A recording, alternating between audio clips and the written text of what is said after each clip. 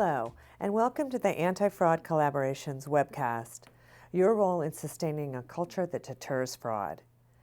The Anti-Fraud Collaboration represents the joint efforts of the Center for Audit Quality, Financial Executives International, the Institute of Internal Auditors, and the National Association of Corporate Directors. These organizations are all actively engaged in efforts to mitigate the risks of financial reporting fraud and promote the integrity of financial reporting. I'm Cindy Fornelli, Executive Director of the Center for Audit Quality, and I'm pleased to moderate our discussion today. Joining me is a panel of experts who will share their perspectives on how companies and individuals can build and maintain the ethical culture that is so important to fighting fraud. But before we get started, there are a few housekeeping matters that I need to cover. Slide 2 provides some troubleshooting tips you may find helpful if you experience technical difficulties during the broadcast. As noted on Slide 3, you may ask content-related questions at any time during the webcast by entering your question in the Q&A panel on your screen. Additionally, you can download today's slides by clicking the Resource List icon. Slide 3 also provides instructions on how to obtain your CPE certificate after today's program. I'm pleased to announce that this webcast qualifies for 2 NACD skill-specific credits, which can be applied to one of the 2 fellow programs offered by NACD. For those of you who have registered for CPE or NACD skill-specific credit, you must confirm your attendance by clicking the participation pop-up markers. So please take this time now to review the pop-up marker and simply click the button that is representative of the type of credit you desire and hit submit. Also, please keep in mind that in order to obtain CPE or NACD skill-specific credit for today's event, you must respond to at least 75% of the participation pop-up markers. If you did not register for CPE or NACD skill-specific credit, simply ignore the pop-up markers as they will disappear if they are not clicked on within 1 minute. Slide 4 provides details on how you can learn more about NACD fellowship programs. So now let's move on to today's program. Slide 5 sets out what we hope to accomplish today. This webcast examines the issue of financial fraud in the context of corporate culture. How can culture act as a fraud deterrent? Our panelists have a wide array of expertise and experience, and today they'll draw on that experience to share examples that illustrate the relationship between corporate culture and fraud. We'll also discuss actionable recommendations on what you need to do not only to build a framework for an ethical culture, but also to monitor and assess the effectiveness of that framework. Moving on to Slide 6, we have a terrific panel of experts, as I mentioned, so let me introduce them to you now.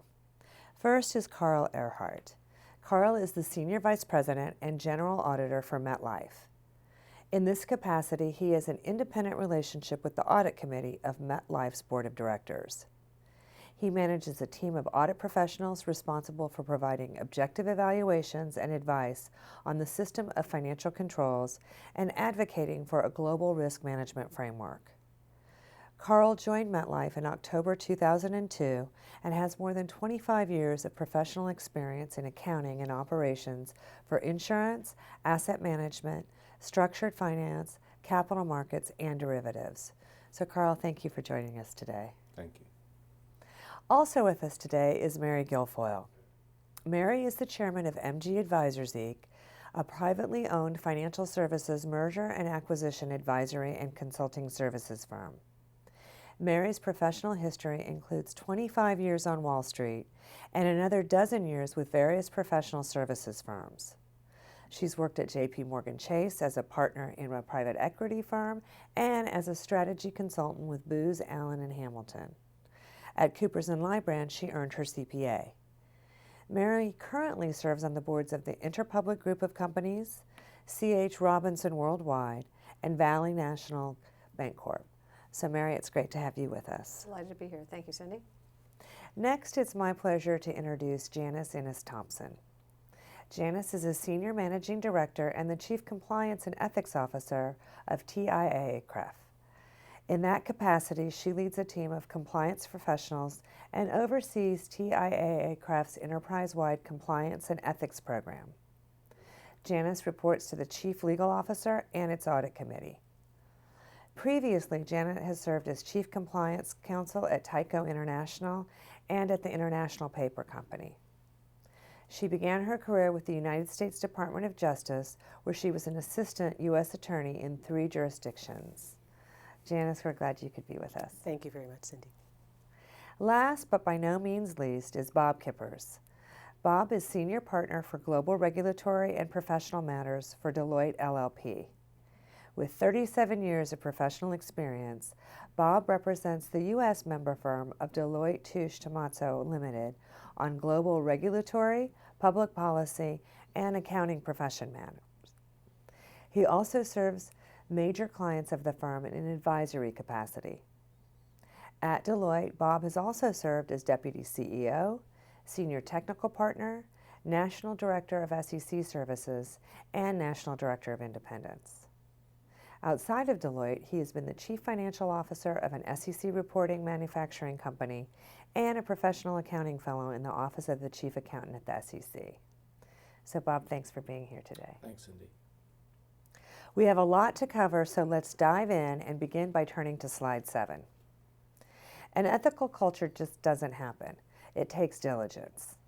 Each of the key stakeholders in the financial reporting supply chain, the financial team, the internal audit function, external auditors, and the board and audit committee, plays an important part.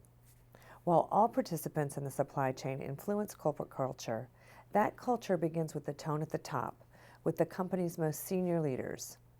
It then cascades through the entire organization to create the mood in the middle and a buzz at the bottom, reflecting and reinforcing that tone at the top. The code of conduct serves as the foundation. It is the written record of an organization's expectations and its ethical culture. The federal sentencing guidelines recommend, and I quote, the promotion of an organizational culture that encourages ethical conduct and a commitment to compliance with the law through the establishment of standards and procedures to deter and detect criminal conduct. So let's hear from our panelists on this topic. Janice, I'm going to start with you. What are some of the key attributes of a strong ethical culture? First of all, Cindy, I think one of the things you really need to start with is your company values. I think your culture should really reflect your values. And then you have to ensure that the behaviors that you attach to those values are also a part of what you want your culture to reflect. And then third, people have to know about the values and the behaviors, because if you're not on the same page, then you really cannot expect them to adhere and to create the culture you want to create. Finally, how do you know they know? You have to train, and then you have to do some monitoring and some oversight to make sure that what you're putting out there is really what you want your company to have and to know. And so I think those are the key pieces. It's not just about the talk about an ethical culture. You actually have to put things in motion in order to get to that culture. Very good. So Carl, as Janice was talking about it, what I heard her saying was accessibility. So can you give us some examples at MetLife of how you make that culture accessible? Well, certainly. I think focusing on communication from the leaders of the organization is very important. And there are many ways to get the word out on ethics and compliance. One of the things that we do is that we do use town hall meetings. And a town hall meeting occurs at all levels throughout the organization. On a quarterly basis, our CEO and our executive group address all the leaders about strategy, about how the company's doing, but also a big piece of that is to talk about ethics and compliance and the importance thereof. Throughout the organization, then, all of us on the leadership team, we instill that same culture. We hold town hall meetings. We have smaller group coffee meetings. And we do some that are internet-based, we do some that are in person. And always we are focused on bringing the culture of the company, the values of the company into the conversations all the time. So I think everyone at every level in the organization does have the opportunity to get to know us, and that we value ethics and we value good behavior. So Mary, sitting on the board and at the audit committee, have you seen effective ways of communication? Well, I would reiterate what Carl just said, and that is seize every opportunity to incorporate a dialogue or commentary about the culture of the organization, the importance of adhering to the code of conduct, and trying to make it a living and breathing document, not just a bunch of words on paper that everybody signs off once a year and says, I've read it, I understand it, and put it to bed, and it doesn't apply to everyday behavior. So I think whether it's through town hall meetings or each and every opportunity that the CEO and his C-suite management team have to address the organization in various groupings, that it should be woven into those presentations. And then importantly, that cascade down through the organization. It's not just what the CEO says, but what middle management has to say, and working on down through the organization. So seize every opportunity, and it may be a different topic in terms of the original intent for the presentation, but if some commentary is incorporated, I think it helps to make it a living and breathing thing. And Bob, you have a unique view because being the external auditor, you see across a number of different companies. So what's an example or two of an effective communication tool that you've seen? I think the biggest challenge for any company is the code itself. You read it and you say, boy, this is exactly what I believe. The hard part is trying to show examples of how the code is applied. So one client that has a goal that about 3 times a month, they try and get some little example in front of the employees, either their sort of daily intranet postings or other little vignettes that they capture and use as instructive. Because I think when you see it applied, you can kind of say, okay, now I know what's expected of me. I think it really helps. So I've seen a couple companies do that well. Great. So let's move on to slide 8. And one of the things that we at the Anti-Fraud Collaboration focus on as part of the Code of Conduct, as we've just been talking about, is a deterrent to financial reporting fraud. But of course, the Code of Conduct has benefits far beyond that. And so, Janice, can you tell us a little bit about some of those other benefits? And certainly, and I do want to seize on what Bob just said about getting that note out. One of the things that we did recently is we did a values refresh, as we call it. We actually added a couple more values to what the company had for about a 10-year period. And so every day now on our intranet site, we actually have an employee whose photo is there with what a particular value means to them. And so that is what you see when you enter our internet site each day. I think that's a key piece because the behaviors are really important, and everyone understanding the set of behaviors, I think, are very important. We also, before you come on board to start day 1 at TIAA-CREF, we actually make sure that you have our Code of Business Conduct so that you're aware of what you're entering into. So you may have other values and other behaviors that were expected of you from other firms. We want you to come into our doors appreciating what our values and what the behaviors are that we're expecting as well. Excellent. And so, Carl or Mary, we hear a lot about top management really setting the tone and establishing the values. So give us some examples of that. What have you seen top management do themselves that help set that tone? Well, I'll be happy to start. I mentioned earlier the tone at the top at town hall meetings. To have a CEO speak about the company's values, to link that to the strategy of the company, to do that on a regular basis in front of the employee base is a great way to start the tone at the top by basically saying that these are important to us every day. So actually having them live the values, if you will, and letting other employees see that. Absolutely. Yes, building on both what Carl and what Janice just said, I think that there are, the intranet is a key tool that we use a lot in our various companies with, it might be a vignette of the CEO speaking to certain behaviors or certain culture things. One of my organizations also has a regular glossy magazine type periodical called Stronger that actually speaks to some of the right now it's focused more on sustainability and whatnot, but again, it's taking one of the values that's important to the organization, promoting it, demonstrating behavior, throughout the 600 companies that we have globally. So I think every time you have an opportunity to speak to a cultural element, a value element of the organization, it makes it more real. And we've just heard 3 different mechanisms, if you will, right? We've heard the town hall, we've heard the internet, publications. So I think taking that kind of mosaic approach is very helpful. So Bob, I'm going to shift the conversation just a bit. We've been talking about the tone at the top, but earlier we talked about how it was important that it cascade throughout the organization. And so give us some examples that you've seen about that you think can help drive it down, if you will. Well, maybe I'll turn that a little bit to say that if you can't drive it down, it will likely be ineffective at the end of the day. So if I'm an employee out in one of the divisions or subsidiaries, I know who the CEO is, and I listen to what kind of messaging there is. But I'm going to care about the person who I report to, who probably establishes my compensation, maybe even my promotion eventually.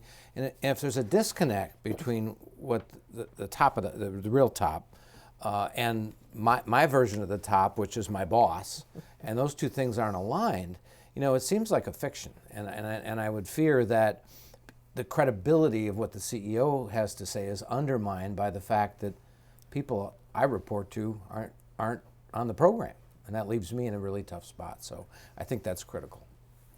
So let's move on to slide 9 and talk a little bit about once you have a strong culture, unfortunately, sometimes you'll have violations of the code of conduct.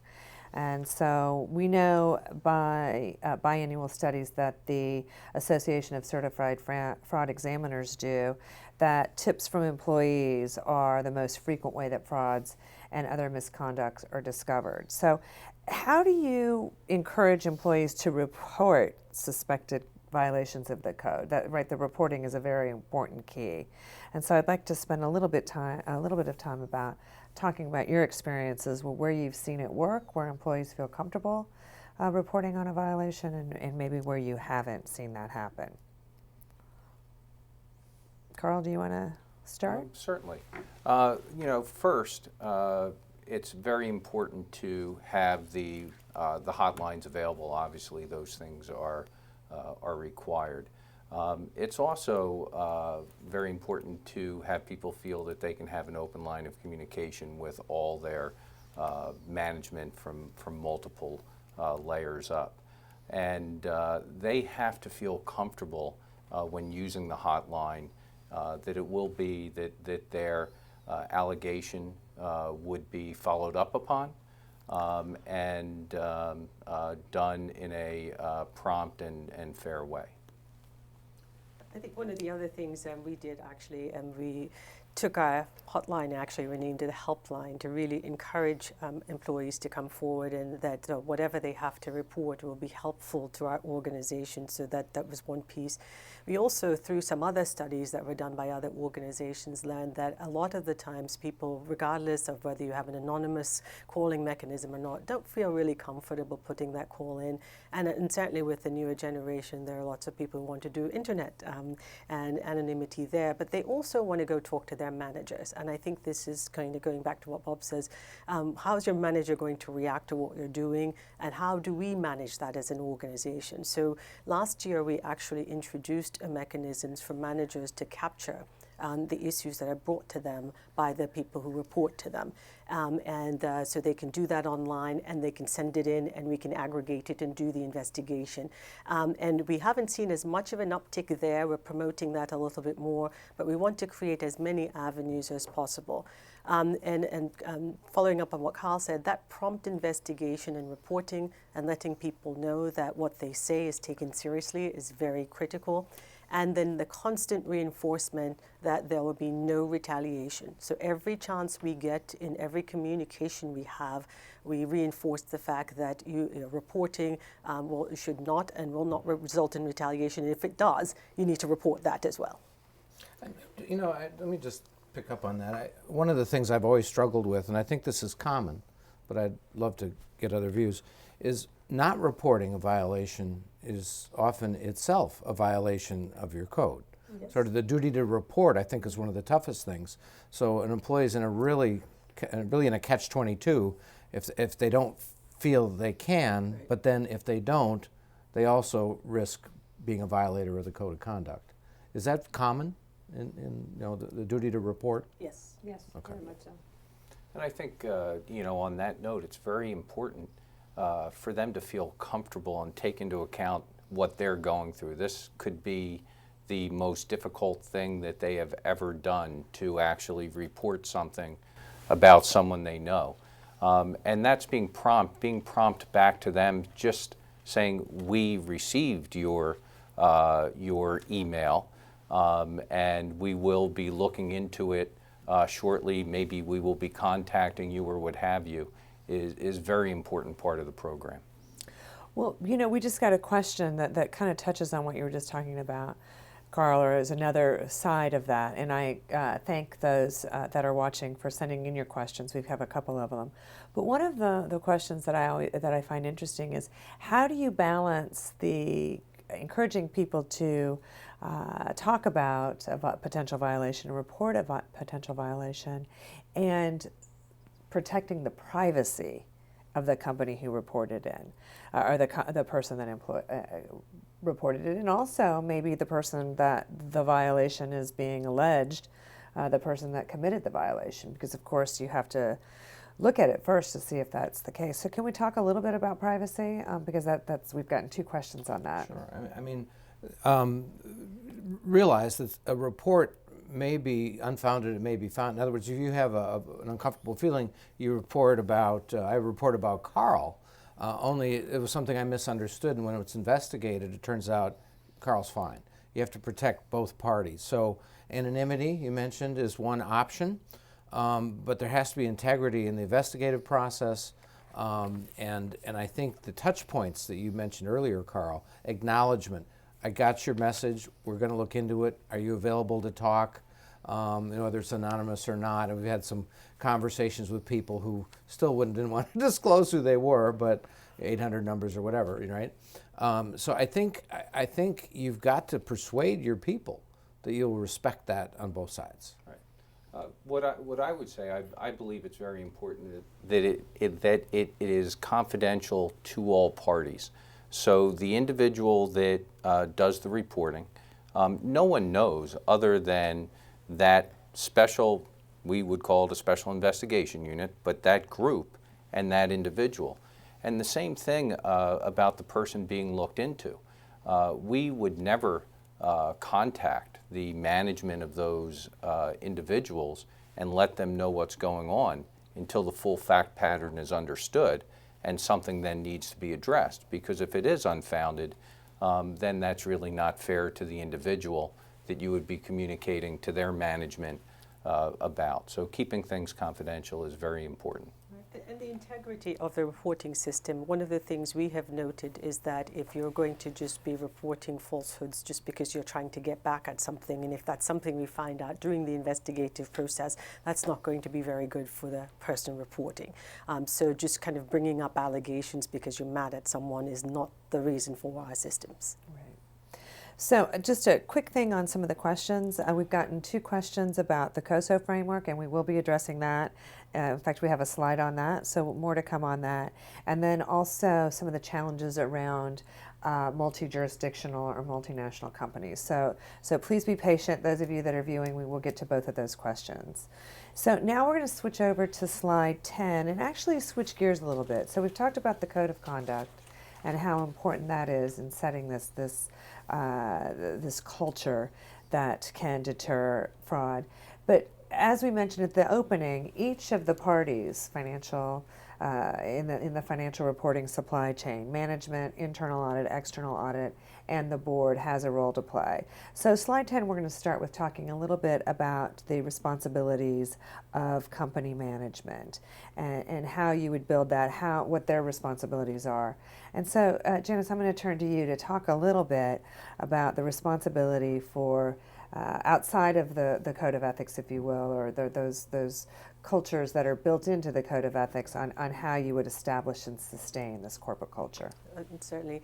One of the things we recently did is we created a compliance policy that was approved by our board of directors, and that policy actually goes into what we're calling the 3 lines of defense approach that I think is very popular in the industry right now, and articulated the role for the top management and the board, and for senior management, and then for everybody else in the organization, and what roles they should play.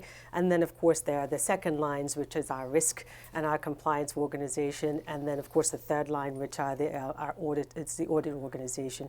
So we really think that's important, first of all, to have the backing of the senior management on that, and we very much did, and that was very helpful. And so the board. So that was the tone-setting piece of it. We then went on to really say, okay, well, what are some of the internal controls and how are we going to be looking at that? Who's responsible for what? Because I think that accountability piece is another key way of driving your culture. If you kind of have everybody saying, yes, I'm part of the first line or part of the second line, but there's no true accountability, that's going to be a big problem for you in terms of developing and growing the culture that you want in an organization. And then I think third, once you've got the assessment of your risk, how are you mitigating and resolving those risks? It's one thing to kind of put those risks out there. It's another thing to make sure you've got some mitigation in place. And sometimes you're not going to be able to mitigate them across the board. You're going to have some residual risks left. But I think that's one of the things that our senior management does focus in on and pay attention to. What else can we do to make sure we're in the best position possible?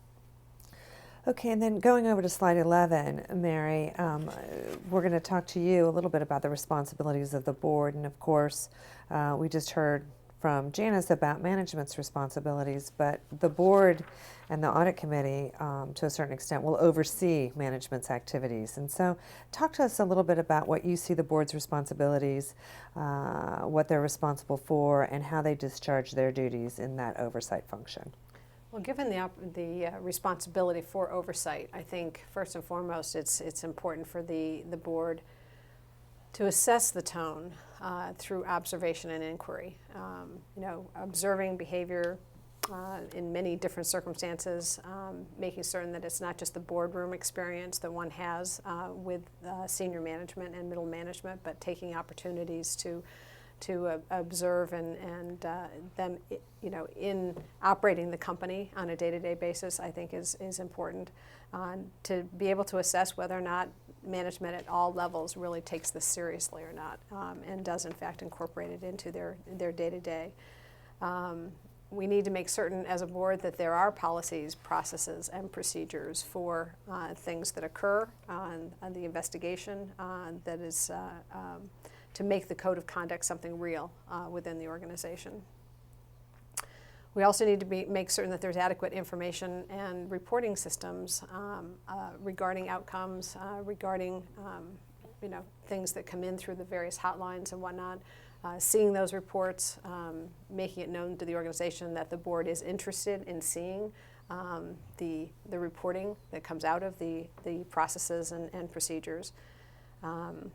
Determine whether or not there's any shortcomings as part of evaluating the process and procedures, and then making certain that the board itself conducts itself in an ethical way through our discussions, through the decisions that become apparent to the organization. So it's kind of each and every step of the way. Management has their role. We're in that oversight, kind of asking questions, and making it clear that we're asking those questions, that we are in fact interested in demonstrations of how the culture is occurring in the organization. One of the great ways, some of the companies that I'm affiliated with, they actually have employee surveys, and showing an interest in the outcome of those surveys and understanding what kinds of sentiments are being expressed throughout the organization is a great resource, data resource, and to test the temperament and the application of that code of conduct throughout the organization. Cindy, just a footnote. I agree with Mary's points. The full board, when we say the board, I think we kind of subsume board committees as well, and I think a lot of the heavy lifting on this gets done actually at the audit committee more often than not. But I think there's two conversations that the full board, if they actually have them on their agenda and engage, it's a good thing. One is the whole notion of tone and culture.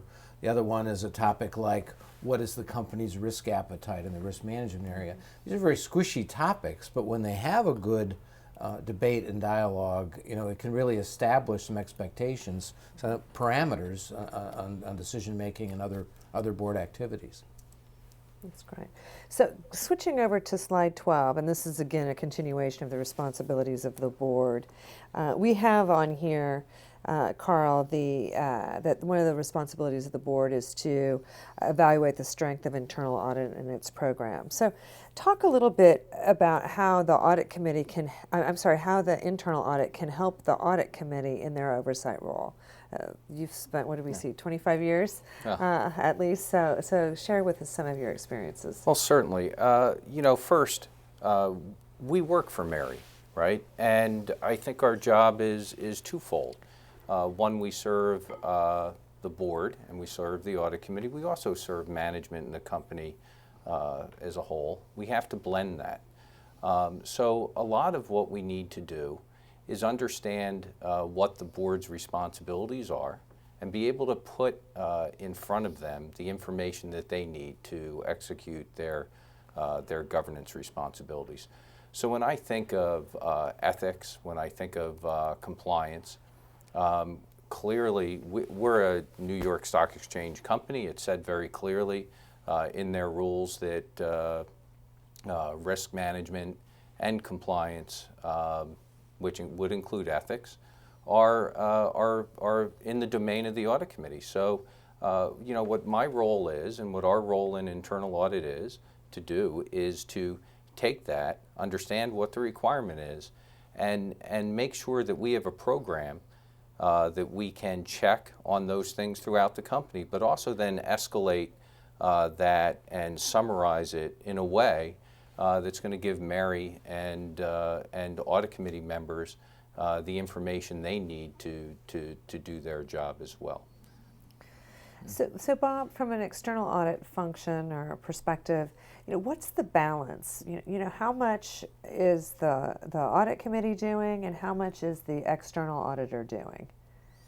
Well, I mean, the audit committee drives the process.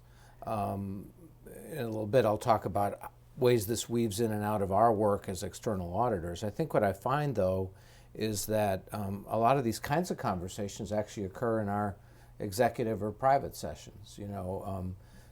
It's hard with a whole room full of people saying, personally, do you have any concerns or any things about tone or culture that trouble you? Do you consider that an audit risk at this company? But we get a lot of questions about efficacy of process, just the working relationships and whether it's professional. And it always amazes me how pointed some of those questions can be. But again, they typically happen in our executive session about internal audit, about financial management, how visible is the CEO in executing your role, those kinds of things. So I think that we work for the audit committee. They set the expectation, and sometimes if I try and be an advisor as well. If things are not coming together the way I think I should, every once in a while I'll feel a duty to maybe bring it up from time to time. Cindy, I also think it's important that beyond what is reported in, that the audit committee, as a committee of the board, make it its business to understand the caliber of people that are doing a lot of these functions throughout the organization, because I think that's another representation of how seriously management takes. I mean, what are the credentials of the internal audit team? What kind of training are they getting? Review the audit plans to make certain that they do have the substance and the teeth that you would want to see. Same thing with the head of compliance, the head of regulatory matters or whatever. I think understanding kind of the quality of the talent that you have that's out there in the trenches looking for things are the people that have the right skill sets and get the right training once they're part of the organization, because this is a continually evolving field as well. Things happen, case studies come up, take those case studies and apply them to the organization, I think is an important dimension of our responsibility as a board. So as we move on to slide 13, before, Carl, I turn back to you talking about any additional responsibilities of internal audit. I think we've touched on a lot of them. And then getting to that all-important COSO slide that, again, we've got more questions on.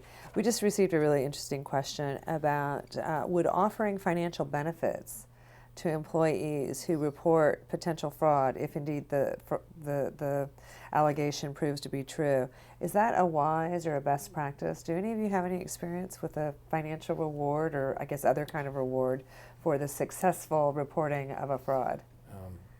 This has come up as a question among clients, particularly following the SEC's implementation of their whistleblower rules, which does, at the end of the day, potentially give financial compensation to the whistleblower. And the idea of, do we want to get in competition because those people don't have to report to the company at all? I think we certainly at Deloitte don't have anything like that. I always say, well, you get to keep your job and you get to sleep well at night. I think that's compensation enough. I can't imagine, there may be a weird situation where it would work, but my clients haven't looked at it seriously. I think the theme that Janice brought up earlier, that making certain people understand how helpful it is to the organization for you to report, that this isn't kind of, I think calling it a helpline as opposed to a whistleblower line just kind of puts it into a different kind of framework for people, and helping them to understand that it can be very helpful to them and their organizations and the successful economic enterprise that employs them and that they likely hold stock in, that by helping us understand what's going on out in the organization and investigating the kinds of things that are going wrong is a good thing to do. And I think Janice also suggested having it written, that obligation to report as part of the code of conduct is an important dimension too, and just reinforcing that every opportunity that you have. And I was going to add that we did consider that very heavily after the SEC whistleblower and decided against, because we did feel that we already had a code of conduct that said you should report, and that it is important to us that you report. And so then to say, well, only when you we're going to offer you remuneration for reporting, we thought kind of flew in the face of the code of conduct that we'd had in place and that we thought was working fairly effectively for us. So, Carl, we're still on slide 13, and we've got some of the responsibilities of internal audit enumerated here, but we've also gotten two questions that are very similar, and that is, how is the internal audit function evaluated? What tools are used to evaluate the internal audit function? And I'm sure everybody has some thoughts on that, but I thought I'd go to you first and see if you have any examples that you've seen the most effective way that you've been overseen or you've been measured on your effectiveness by the audit committee or external auditors. Or sure, absolutely. Quality. We have both an external quality assurance program. We have an internal quality assurance program. We have regulators that look at our work. The results of that are all reported to the audit committee. We have production metrics, and I think a combination of those things are the main items that really we turn toward. Mary? I would add that when you read the reports, understanding the depth of and the content of what they're finding, are they just looking at a lot of things skirting across the top, or are they really digging into the meat of the organization's business and operations? I think can be very telling. So the substance of the reports is another way to evaluate the success of the teams. Okay, great. So let's switch over to slide 14 and look at that. This is the COSO framework. And Carl, I know you're going to walk us through that a little bit, but one of the questions that we've gotten, which I know you're going to cover, is does the 2013 COSO framework present a major shift in the anti-fraud framework? Does the framework basically cause a major shift? I think first I just comment on maybe what the difference is. In the old 92 framework, it's not that fraud was not there or the risk of fraud was not to be considered. I think the primary difference here is now we have 17 principles. One of those principles are specific to fraud. One of those principles are also specific to IT risk. So in essence, we're going to have to look at those two areas in a different way than we did before. So I don't know that things are different. I think what we have to do is document our programs in a different way, and by doing that, it allows us to identify whether we now believe we have gaps that maybe we hadn't thought about before, or if there's any improvement opportunities. So in relation to fraud risk, the types of things that we're doing is we're doing a top-down really approach to see whether we believe we have the controls documented in a way necessary. And these are things that you take into account, the tone at the top, the code of ethics, all of the things we talked about earlier, the hotline program, whether you have detective analytic controls in place. These are things that we didn't document historically in one place around fraud. And we've done that to this point. And we really don't feel that we have shortfalls.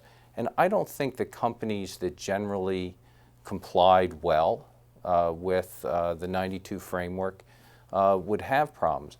But what I think happens is we have to do our bottoms-up approach, right? When we document and do all the control testing and all the walkthroughs this year, all of those controls then will have to be aligned with the principles. I know that's very technical, but at that point, you're going to have a bottoms-up approach that actually might start to actually identify where we could have some additional fraud-related controls.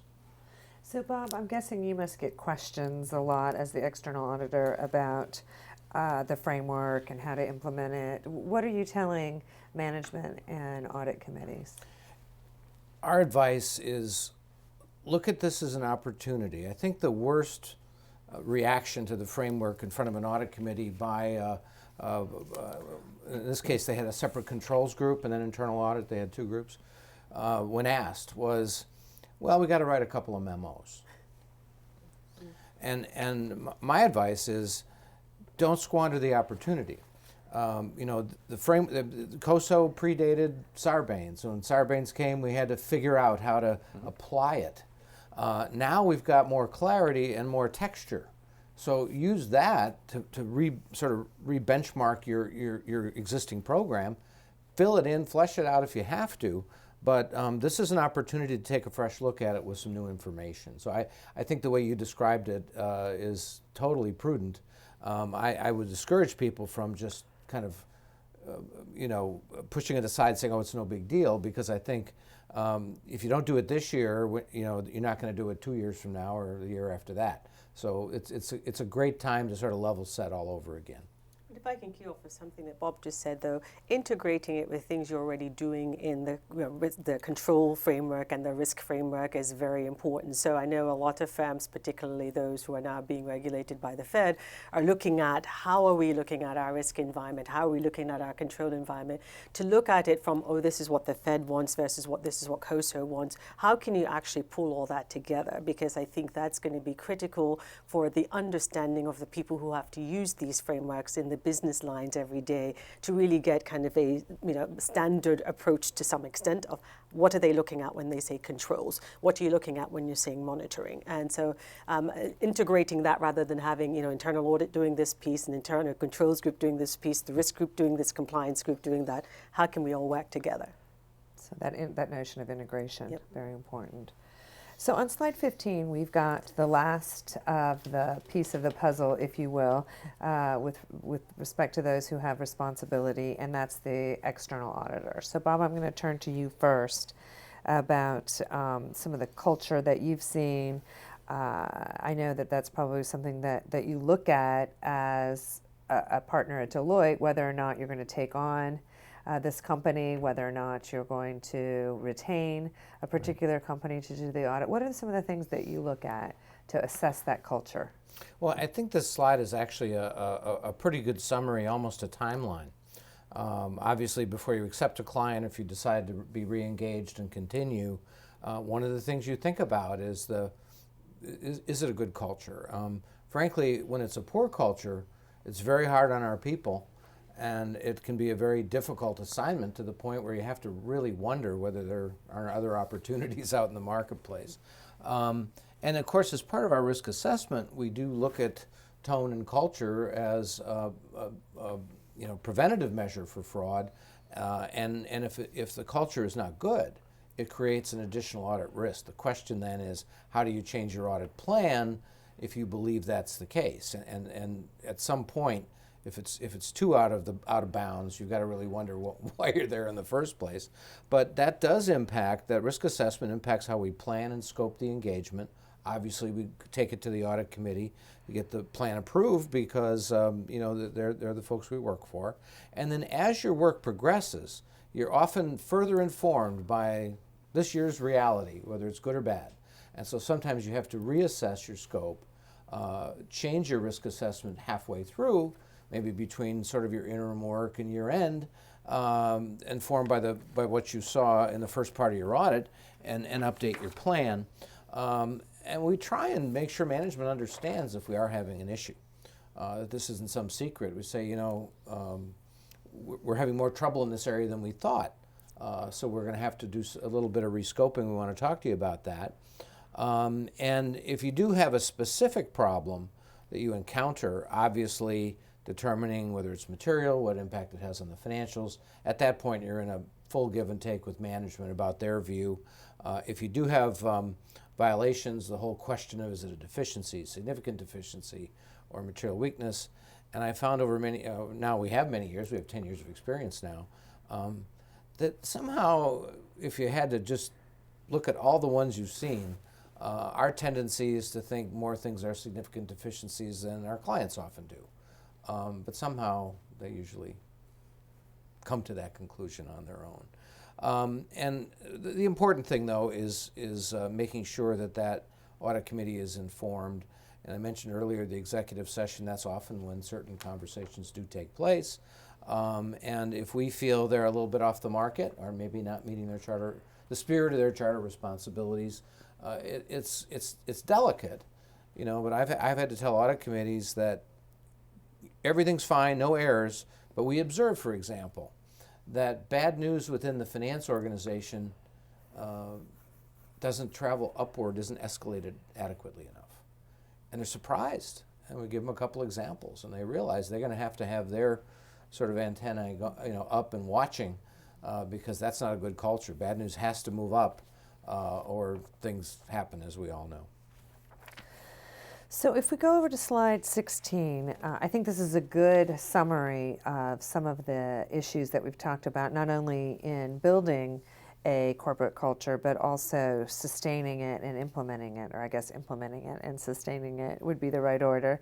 But Janice, I want to pick on something that you talked about earlier, and maybe we can spend a little time with the panel talking about modifying either the code of conduct or the corporate culture. You mentioned that at TIAA-CREF you recently added 2 new values to your code of ethics or your culture. So any other ideas that you all have about how you might modify, when you might modify the code of conduct? So let's spend a little time exploring that. I'll let you go first since you introduced us to that notion. Sure. One of the things we've done is certainly, since I joined TIAA-CREF 7 years ago, we're a very different firm. We've got about 3,000 new employees. We've grown the company substantially, and actually this past Monday we actually announced a fairly large acquisition.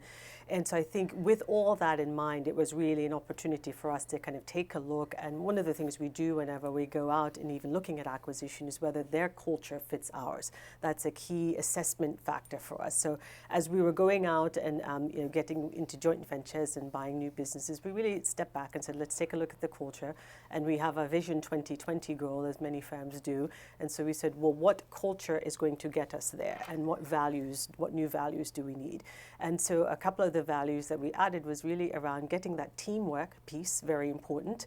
It was inherent in the values we had before, but we really pulled it out because we think that to be able to execute on the plans that we have right now, and they say all the time that culture eats strategy for breakfast, right? So we really understood we had a strategy, but we needed the right culture, and we wanted our values to first reflect that and then drive that through. So we added a teamwork. We also added an accountability value to have everyone be sure that you're taking accountability for us reaching the goals that we really want to reach. And so pushing it out at this time was critical as we're in a huge flex point in the growth, and we're only a few years away from the goal that we set for Vision 2020. So it was an ideal opportunity, and the fact that we added half the employees, because we were at about 6,000 when I got there, we're up to about 9,000 now, was also a great time to reinforce the existing values that we have. Others about modifying your corporate culture? Where I've seen it come most is on the training side of the equation, and picking up on a notion that Bob mentioned earlier. The more case studies one can put in front of people to make it real, because reading the code, it's a lot of words and perhaps hard to operationalize out in the trenches when you've got a company that's geographically removed from the corporate headquarters. And so seeing that the training gets refreshed and gets new case studies based on things that maybe internal audit saw as part of its reviews, the internal control teams and their reviews. It doesn't always have to be something that went wrong. It can be something that went right, but it's an opportunity to put a case study in front of people and operationalize that code for people. And that's where I've seen it most impactful. And people, I get that's what you're talking about when you use those words, and that's what that translates to. So. We use one little technique that I think is very effective. It's the whole idea of the living code. It's in our internal stuff that everybody sees every day, but a little thing we call Dr. Dilemma, and it's very cleverly written and it's very real. It's about expense reimbursement. It's about traveling with colleagues, men and women traveling on the road together, and what behavior is appropriate and not. And it's done so well that everybody reads it. And there's we're all talking. Did you read Dr. Dilemma? What did you think? I mean, it's just one of those things that really resonates, and those are all too rare. Mm-hmm. But if you can catch people with something that they pay attention to, and all of a sudden the code becomes a living standard, if you will. I think that helps. I think that's great. We do many of those same things in different ways, and the one thing that I would add to that is, when the Federal Reserve this year, or last year now, put out their guidance for internal audit, one of the things they did mention was the Code of Conduct, and it's the IIAs. And when I really sat down and looked at the training that we do internally at MetLife, which every employee has to take annually, and I've done, I actually think there's a standard above that that is expected for the internal audit community. So we're actually in the process of developing an ethics course around the IIA's Code of Ethics that our group will have to take as well, right, to the enterprise requirements. Great, very helpful. So I'm going to, before we move on to, we've gotten a number of questions about foreign or jurisdictions, multinational companies. I'm going to we have a series of questions that are the opposite of that, if you will, almost. A number of questions about, is any of the advice and the things that we've discussed about culture so far, anything different for a smaller company, a private company, a not-for-profit, a governmental entity? Does any of this change, or is this all pretty much applicable across the spectrum of size and type of organization? My reaction is the substance is the same. The scale question might require more, administration and evidence of training and so forth. But even a small organization, you want to achieve the same objectives. You just may be able to do it a little more efficiently than when you've got 50,000 people in the United States to worry about. Others? No, I would concur. I think the spirit of it is the same, irrespective of the size of the organization. I think it's an implementation And I just, picking up on a keyword from Janice, I think just accountability, irrespective of what size you are, is a key hallmark of any successful program. Then another question, a couple of questions that we've gotten, talk about alignment. How do you assess the alignment of the CEO and the rest of the senior management team? Or the way one of the questions was written is, what do you do if you see a crack between that alignment? How do you suss out, why there would be a difference in alignment between the CEO and then the rest of the C-suite?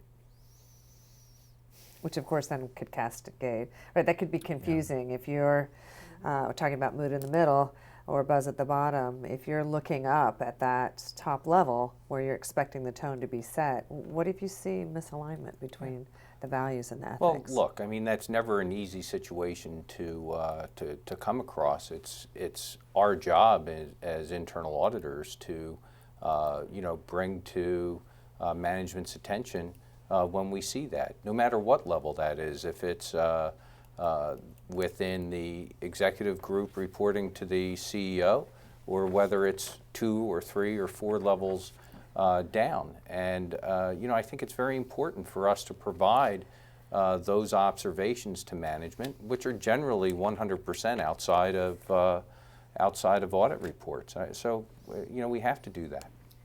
And our CEO actually asks for that. So in a town hall that he did for the entire company back in January, he said, as he introduced the new values, of course, that we were also rolling out this year, he said, call me on it if you see me not living the values. Call my people, my senior people on it if you see us not living the values. And actually one of the ladies on the phone was very gracious in telling him that she thought he lived the values very well, so that went over well. But I think the other thing that our CEO does is he has our internal audit group now reports directly into him, and so they're direct conversations about things that they see. And I also have a quarterly dinner with him where he asks me questions around that, and in a setting where it's non-threatening, because a lot of the times, and one of the things I've certainly learned from Roger Ferguson is that sometimes the CEO has no clue about what's going on from a cultural perspective with the people right below him or people below that, because you're not told those things. And so I think given an opportunity to listen, and he does a great job of kind of going around and hearing what other people may see or have heard, I think is very important. So we do have a number of questions about how all of this applies to a multinational organization or an organization that has outposts or units or operations in other countries. So going to slide 17, let's talk a little bit about that. And I'd go along the table and get each of your perspectives, and then if the questions that I've gotten haven't been answered, I'll ask you specific questions. But a totally different set of challenges, right, when you're adding cultural differences on top of what we've already been talking about. I have a great example, and this has to do with these lessons learned. Are things that I kind of jotted down that I've seen over the years. Global scale, there's this whole span of control issue. Let's say corporate, if you will, or the headquarters of the company is here in the U.S., and the more far-reaching you are, the more you worry about our people in various continents. They come from different cultures. Are they in compliance? So one example, true story, there was an allegation of something in a geographically far-flung unit that there might be something amiss. So internal audit was dispatched to do an investigation along with, I think, the general counsel's office. And in the face of it, senior management in the U.S. told the individual, the managing director who sort of ran that operation, that until this was resolved or investigated, please stand down and take administrative leave. This cut very close to the person, to that particular person. So a couple days later, internal audit arrives along with some others to do the investigation, and the gentleman is still sitting in his office. He was told it was an immediate, effective today.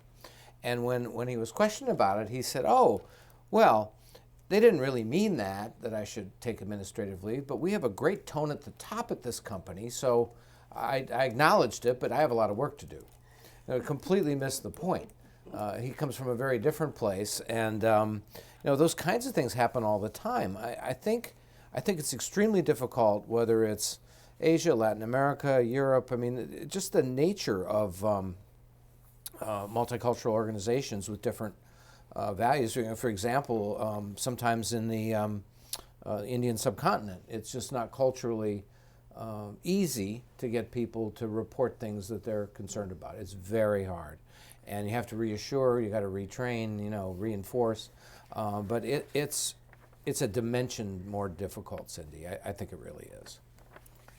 Yeah, I mean, I can add a few comments in addition to that. I mean, first, being a global company, my personal view is that you need to have global standards that are executed locally, and there needs to be consistency. There's other operating models that things can be pushed out, but still your compliance activity needs to be managed as a U.S. company if you're a U.S. company. But the other perspective that that you really learn from experience, in many of the Asian cultures, they would not stand up to you and make comments regarding anything in person, but they will write letters. So the volume of letters that you can receive in certain cultures can be mind-numbing at times, and a lot of them, it's a different type of activity where you'll have large numbers to go through in certain countries, and most of them, they could just be HR type of related matters, like I don't like my manager, but each one of those letters have to be given the same kind of review and thought as something that's of merit. So, there are places in the world that you do see a lot more activity, but that just means then we need more people to actually do the investigative activity.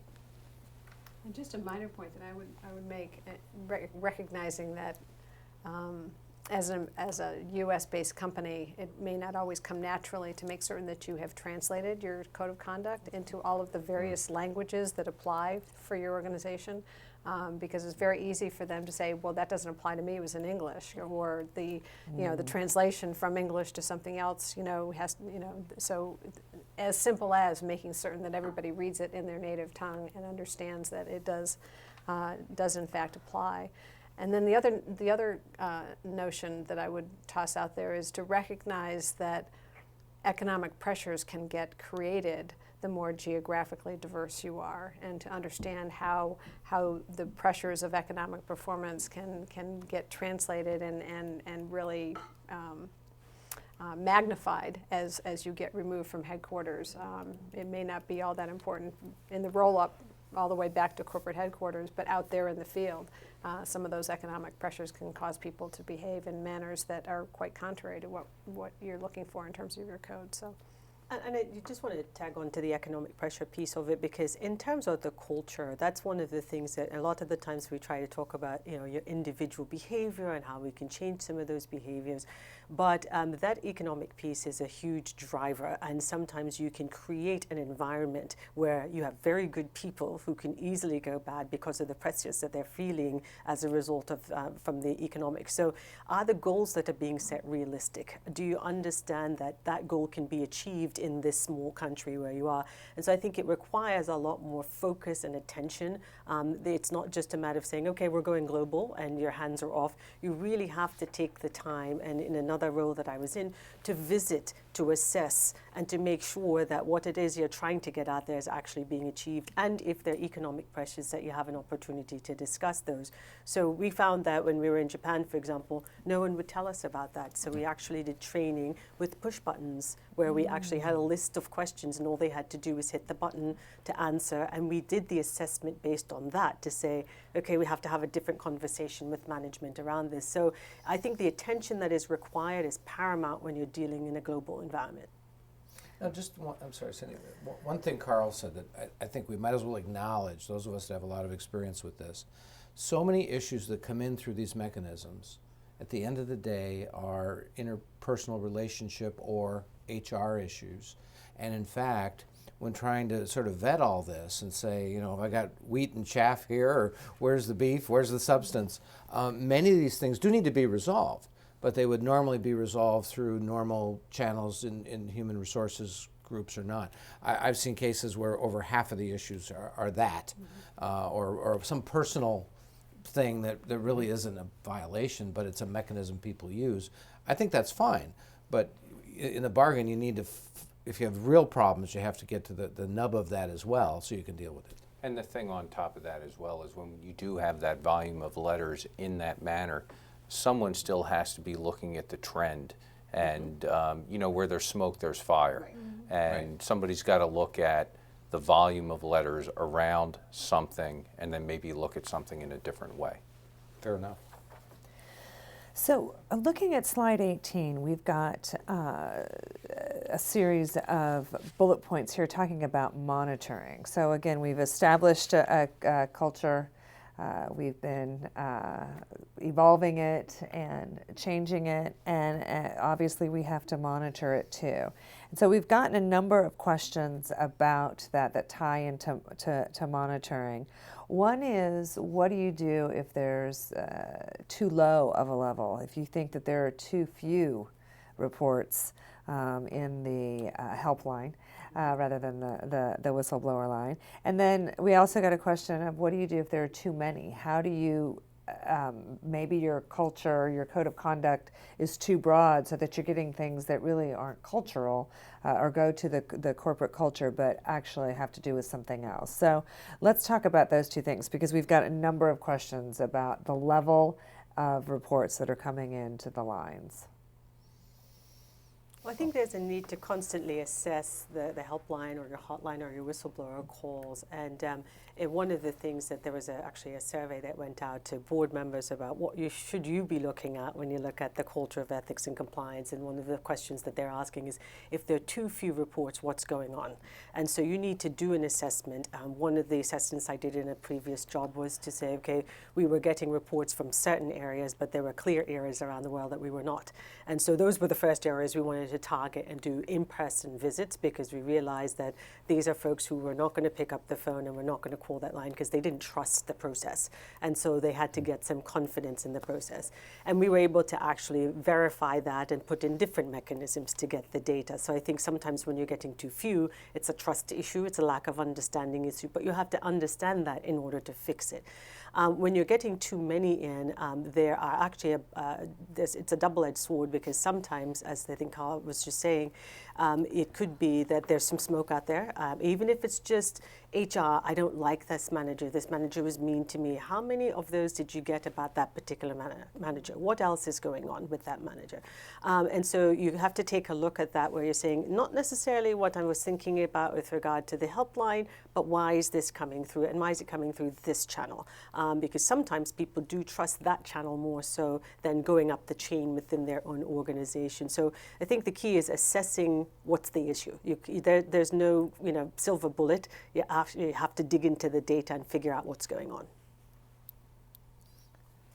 I certainly agree. I mean, it's sort of like the Goldilocks, If you're not getting enough, or if you're overwhelmed, there's some just right. And I think it all turns on what the messaging is, how easily it is to access. Are there multiple ways you can report?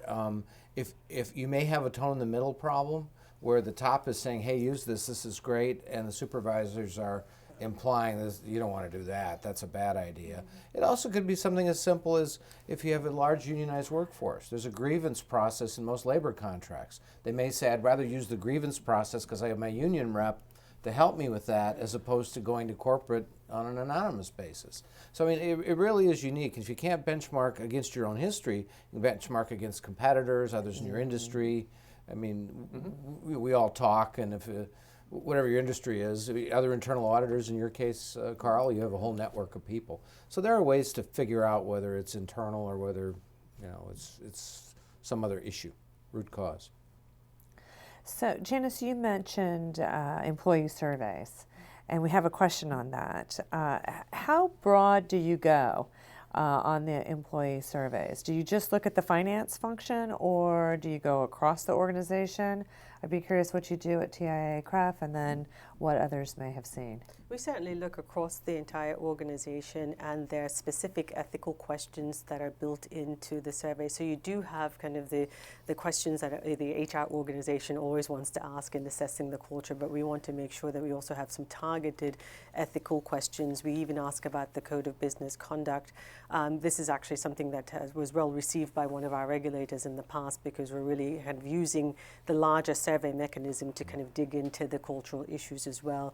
Our finance team actually does their own survey and signatures with regard to ethical issues, and of course, because we have an asset management division, we have a code of ethics that specifically applies in that context around personal trading, etc. So there are the constant and different mechanisms to look at it, but the large employee survey definitely incorporates these notions.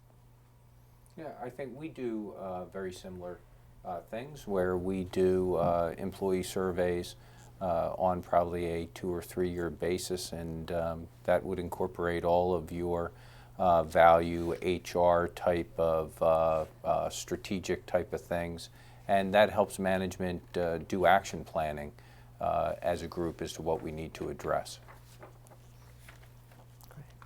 So let's look at slide 19.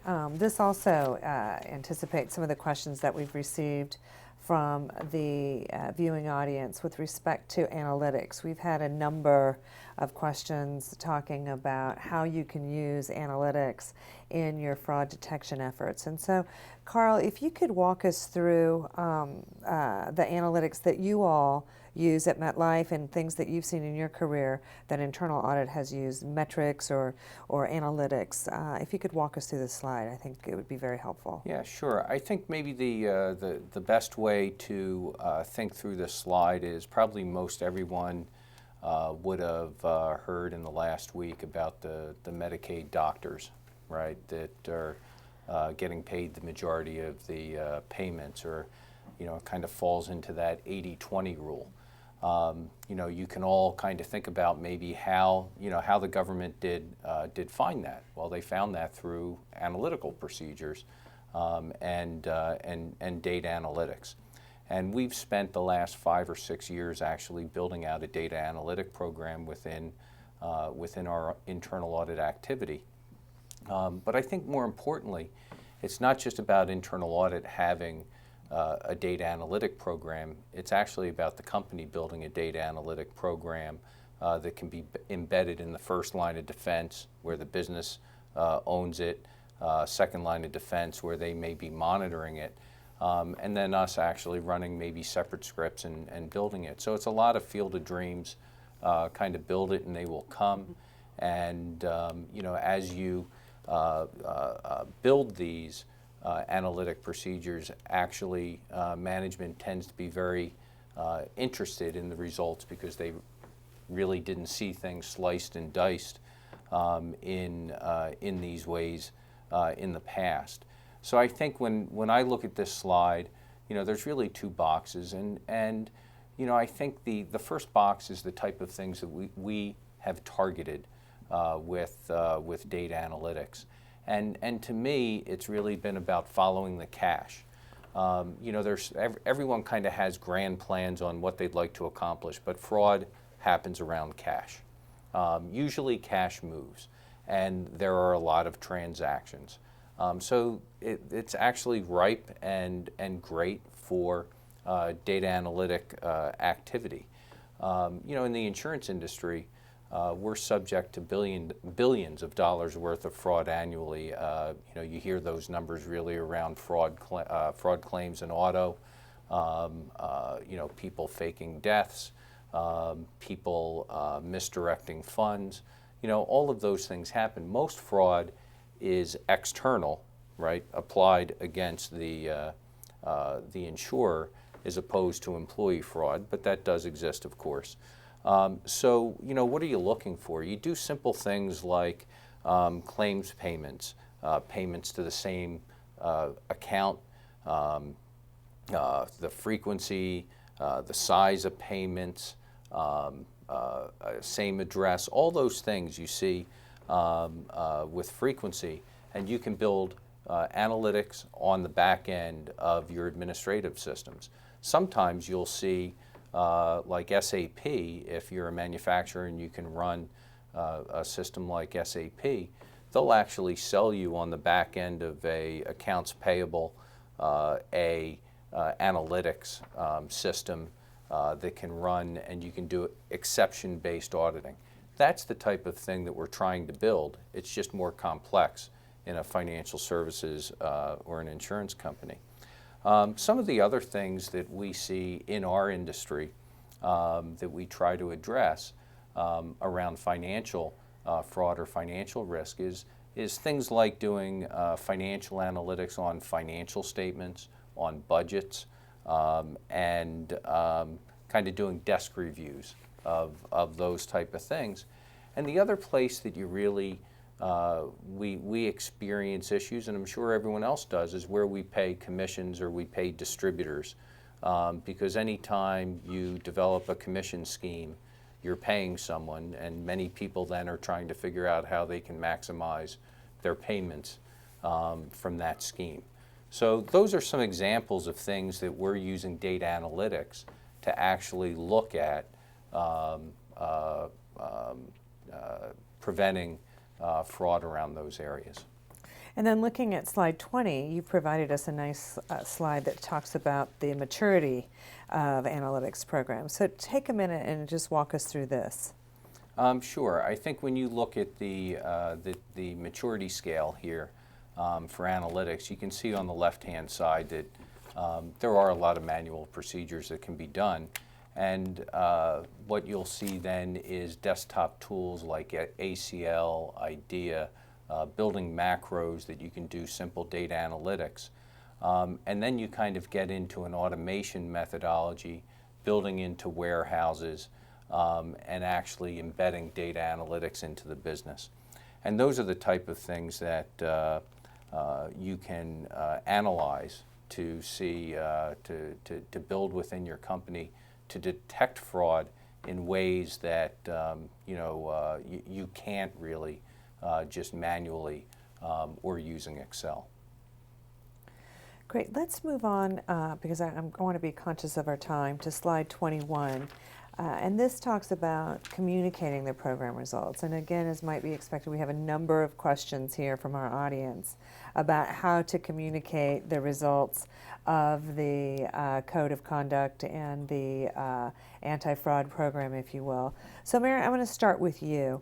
As a board member, what reporting out do you want to see with respect to what management and the internal audit and external audit functions are doing that will give you a better sense about what's going on in the program? Most of this needs to focus on outcomes.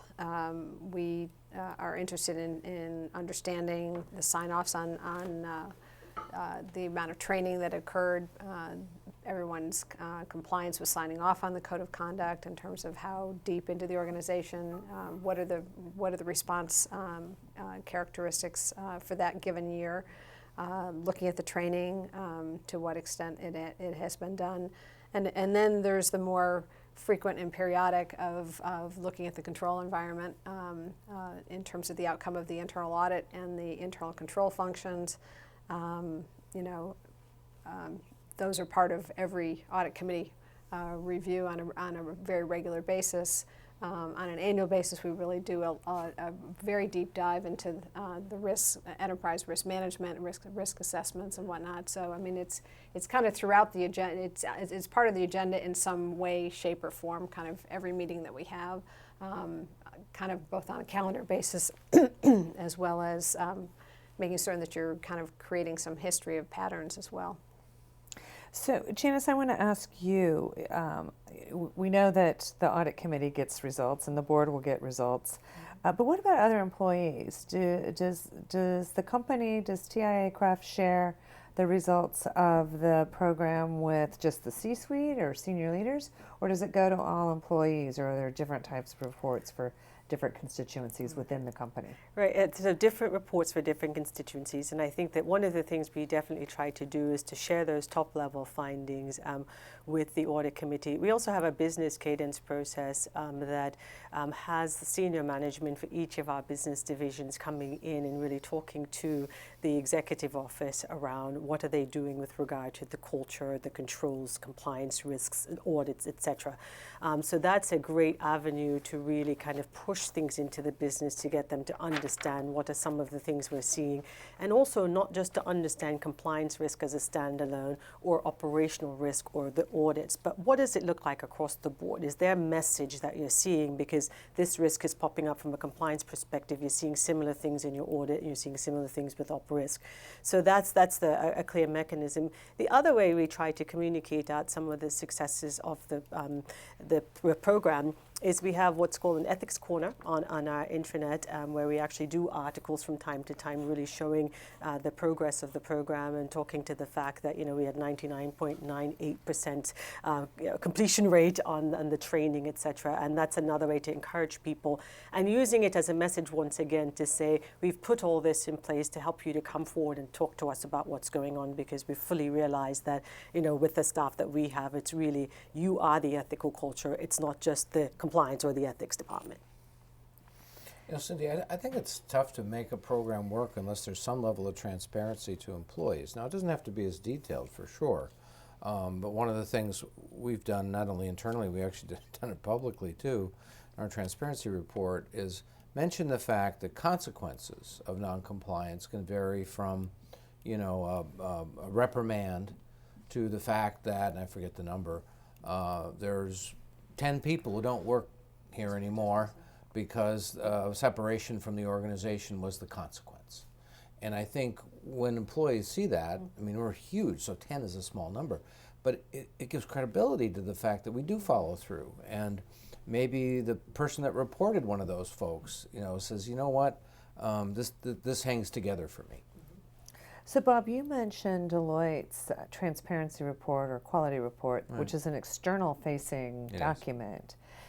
So what kind of reporting should go externally? We've been talking about internal reporting. I mean, what are the obligations of an organization, be it a firm such as yours or a company, to report to shareholders or creditors? So, I was thinking as we were talking in this last segment, we've got people here at the table that are in financial services. Obviously, we have auditor independence rules. I get audited every quarter on what my holdings are. You've got trading restrictions for sure. This becomes part of a bigger notion of compliance for a lot of companies that have responsibility to do other things as well. So I don't know that you should call out the code of conduct issue. I think that the broader compliance framework for any organization, you should probably talk about what your processes are, what your outcomes are.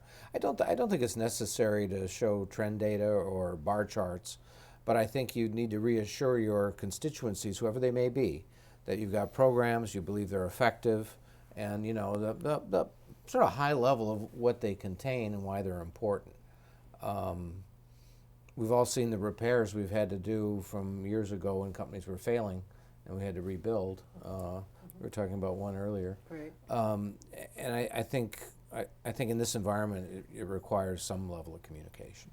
And your internet sites are a great place. If you've got a governance tab for your company under internet, you don't have to give the specifics of 10 employees with this, but you can really talk to the programs that you have. And for us, it really builds confidence in investing with us and having your retirement plan with us. And that integrity piece, which we call out, has done very well for us. It's a key piece for why our customers stay with us. They've been surveyed, they say that. And so we think it's important to provide them with, what are we looking at when we're telling you and assuring you about our integrity. So we have one last question. Well, we have many questions, but I think we've touched on most of the questions. But we have a really fascinating question here. And so, Janice, I'm going to start with you, just given your background. But the question is the linkage with what we've been talking about today, the corporate culture and the ethical tone at the company, and how that might link to the federal sentencing guidelines. So the question is, and I know this is an unfair question to ask, but if all of the things that we've talked about today in instilling a corporate culture, monitoring it, revising it, how far will that go with respect to satisfying what federal regulators would be looking at? I could certainly say very far, and the example I can give is the Morgan Stanley anti-corruption case, where they had a very good program. They trained on the program. They could evidence the training. They had signatures for the employee who was engaged and involved there. Was actually prosecuted by one of the offices that I used to work for, the Eastern District of New York. And in speaking to the U.S. Attorney for the Eastern District, who's a friend of mine, she really called out the fact that the company did what it needed to do to assure the culture and the behavior that it wanted. The fact that you cannot control every individual's behavior is evident to her, and so the individual was called to bear rather than the company itself. So I think this is important for us to really create that culture, and not only create it, but evidence it. That was the key for Morgan Stanley. They could prove up everything that they had done, and that really helped them avoid any kind of corporate sanctions in that case. So we're at the portion of the program where we have spent the last almost hour and a half digesting and hearing from each of you as experts incredible amounts of information. So I like to, at this point, pause and ask each of you if you could leave our audience with just one key takeaway, one key point, what would that be? So Janice, I'm going to start with you. Sure. But my husband will appreciate this plug. He's a psychologist, and so it's all about behavior for him. And so I really, although I have a law degree, I feel like I'm more into the psychology role more than anything, because I think compliance, a lot of it is around changing behavior or getting to the behavior that is important for your organization. Many of us come to the organization with many different backgrounds, with different issues, different problems. But how can we get you to conduct yourself in a way while you're working for us that's consistent with the ethics, the culture, the value that we have? It's not an easy thing to do, but I think every company should really make an effort to not only say they're going to do it, document it, and actually do it. Great. Bob, your key takeaway? Well, Cindy, to me, I think experience counts. So anyone who's been able to build and sustain a good culture has had some hiccups along the way or bumps in the road, say it however you like. It's difficult, it's still evolving, and everyone who's got it right, or more or less right, has had a lot of course corrections along the path. It's not something you're going to get right on day one. I also believe the expectations are going to continue to ratchet up. Stakeholders, regulators are all eyes wide open watching all of this, and one of the trends I observe in practice is the proliferation now of separate companion programs for anti-corruption.